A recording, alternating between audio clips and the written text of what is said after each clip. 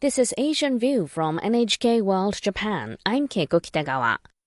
Myanmar's ruling military junta has defended the execution of 4 people. Those executed included former lawmaker Pyo Seato and pro-democracy activist Cho Min-yu.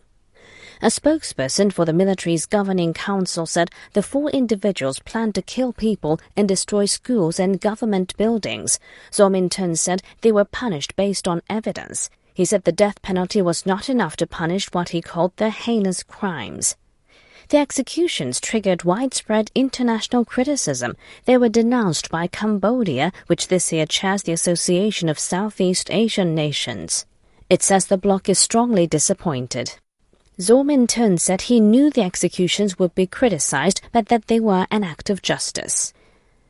Taiwan's military is conducting major exercises this week as it shows off its ability to defend the island. The Air Force and Navy have carried out live-fire operations designed to counterattacks by enemy fighter jets, submarines and warships. President Tsai Ing-wen observed the drills from a destroyer. They were conducted in the Pacific with the media given wide access. Observers say that shows that the Taiwanese government wants to send a strong signal to China.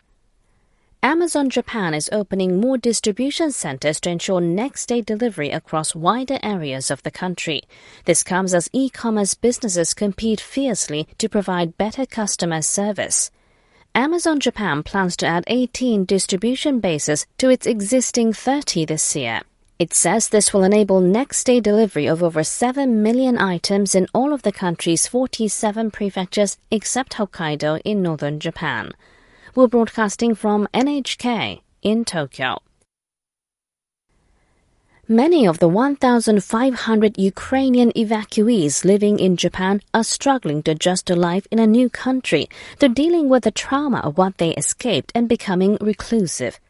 NHK World's Honda Mina met a group in Tokyo that's helping evacuees to become less isolated.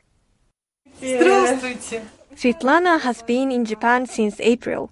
She lives alone in this small apartment near Tokyo, and it hasn't been an easy transition. She's from the Ukrainian town of Bucha, which became known around the world for allegations of war crimes. After Russian troops retreated, the bodies of hundreds of civilians were discovered there. Even now, she can't sleep if it's dark.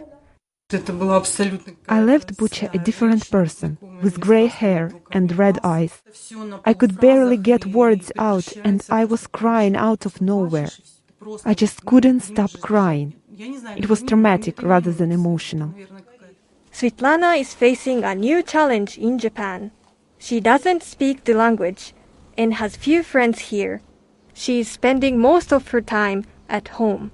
When I'm alone, I remember many things I don't want to. I just keep watching the news on the internet, but I don't know what else to do or where else to go. One group is trying to help. A number of Japanese mental health professionals have formed the Ukraine Interaction Center. Their experience with disasters is guiding them. The group has helped people after traumatic events, like the 2011 earthquake and tsunami in northeastern Japan. Some people who have lived through major disasters may lose the will to live, even though they survived. We have seen many cases like that. They're trying to offer a place where evacuees can feel safe, especially for those feeling isolated. This month, they held a Tanabata Star Festival where people write their wishes. They invited 40 people from Ukraine, including Svitlana.